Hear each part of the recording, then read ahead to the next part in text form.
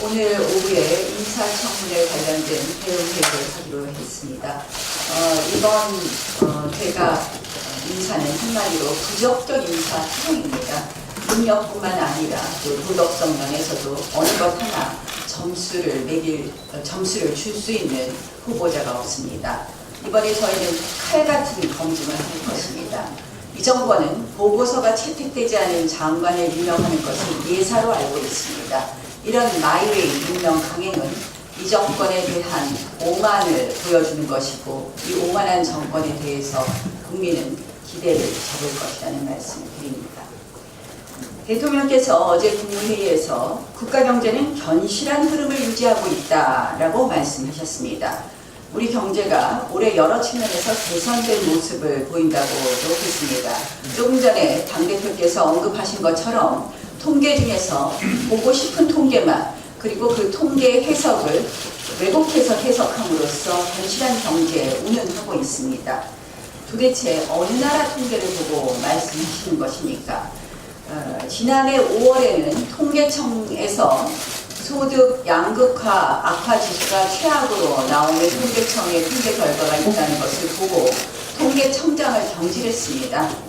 그러나 이제는 통계청장을 경질해도 나오는 통계에 대해서 어떻게 할 수 없으니까 이제 지표 중에서 보고 싶은 것만 보고 정작 중요한 핵심 수치에는 눈을 감고 있습니다. 문재인 정권의 통계 분식 시즌2입니다.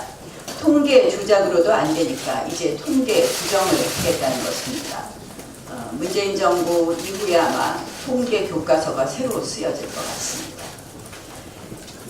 바른미래당 일부 의원들이 오늘 의총을 소집해서 이 패스트트랙에 반대하는 것과 관련된 의원총회를 개최한다고 합니다. 그동안 이 최악의 희대의 권력 거래 그리고 밀실 야합 선거제 패스트트랙에 대해서 자유한국당은 사실상 나홀로 투쟁을 벌여왔습니다. 공영방송 KBS는 팩트체크라는 그럴듯한 말머리를 붙여서 선거제 야합 세력을 일방적으로 옹호하는 듯한 보도를 내보내기도 했습니다. 정말 어려운 투쟁 환경이었습니다.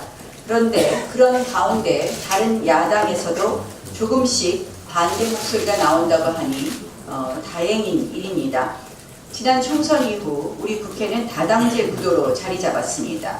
그리고 대선 결과 보수 우파 야권은 사실상 분열되었고, 일부 야당은 사실상 여당과 다름없는 행보를 보여왔습니다. 그래서 늘 문재인 정권을 견제하고 감시하는데 저희가 힘이 부족했습니다. 그리고 무기력할 수밖에 없었습니다.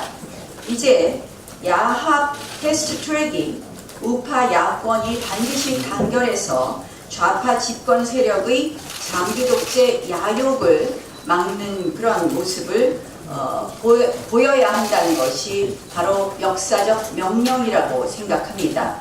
이제 정권을 중심으로 똘똘 뭉친 여당과 동상이몽 4분 5열의 야당들이 대립하는 구도의 시대를 끝내야 합니다.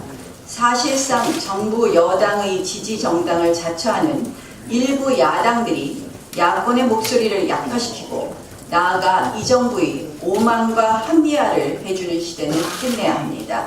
이제 우리는 좌파 장기 독재의 길을 터줄 선거제 개편 패스트트랙 강행 세력과 선거제 개편 저지로 이 땅의 자유민주주의를 지킬 세력의 구도로 의회 구도를 재편해 가야 할 때라고 생각합니다.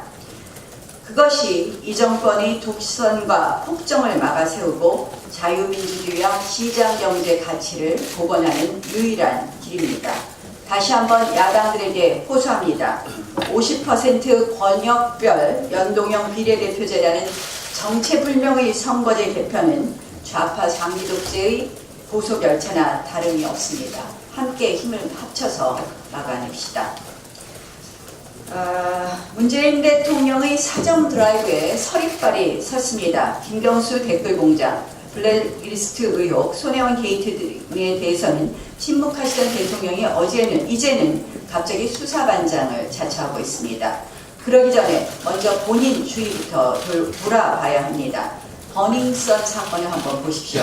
실체가 규명되고 처벌이 필요하다는 데는 이견이 없습니다. 그런데 과연 지금 검경이 소신껏 수사를 할 수 있을까 의문이 듭니다.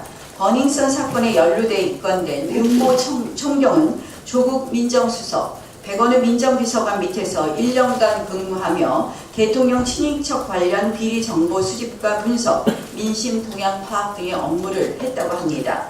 민정수석실 근무 기간 중에 버닝썬 사건 주요 인물들과 골프, 식사를 했다는 진술이 있습니다. 그러면 결국 이 윤모 총경은 정권의 실세 중의 실세인 대통령이 총애를 한몸에 받는 인사들과 한솥밥을 먹던 분들을 한솥밥을 먹는 분들을 직속 상관으로 모시고 있습니다. 그렇다면 당연히 조국 민정수석, 백원우 전 민정비서관도 검경 수사 선상에 놓일 수밖에 없습니다. 언제 참고인 피의자가 될지 모르는 인물들이 청와대 민정수석을 꿰차고 있습니다. 결국 청와대는 건드리지 못할 수 있는 그런 수사가 되지 않을까 하는 것이 국민들의 우려입니다. 측근뿐만 아니라 가족 문제도 마찬가지입니다. 대통령 재임 중 딸의 부부가 동남아로 이주한다는 사실 자체가 국민들 입장에선 매우 의아한 일입니다. 게다가 사위 취업 의혹, 관련 의혹도 있습니다. 하지만 문재인 대통령과 청와대는 한 번도 속 시원히 해명하지 못하면서 국민의 의혹을 증폭시키고 국민들의 질문을 봉쇄하고 있습니다. 문제 사건 관련된 측근 인사들을 그대로 감싸들고 대통령 일가족에 관한 의혹 해명을 한마디로 하지 않는 이 정권이 어떤 자격으로 진실규명, 엄정수사를 말할 수 있겠습니까? 일단 조국 민정수석부터 직무에서 배제해 주십시오. 또한 국민들에게 딸 이주 부분에 대해서 합리적으로 답해 주십시오. 그렇지 않는다면 이 정권이 밀어붙이는 사정 드라이브가 결국 정권 위기 돌파용 국면 전환 카드다라는 비판밖에 듣지 못합니다.